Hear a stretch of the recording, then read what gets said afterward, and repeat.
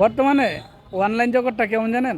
একজন ভদ্রলোকে চাকরির বিজ্ঞপ্তি দিছে, একজন লোক লাগবে, সাইকেল চালাইতে হবে, সাইকেল লাগবে বাধ্যতামূলক।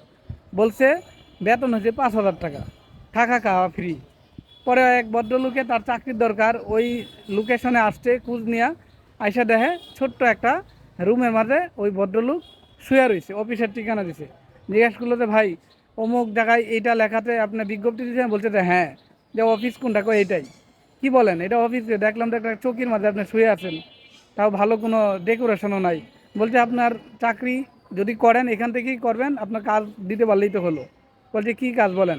বলছে প্রতিদিন সকালবেলা সাইকেল চালায় যাইবেন এখান থেকে ওই গুলিস্তান, এখানে এখানে একটা আপনার বৃদ্ধাশ্রম আছে, ওখানে সকালে খাবার খাবেন আর আমার জন্য প্লেটে করে নিয়ে আসবেন।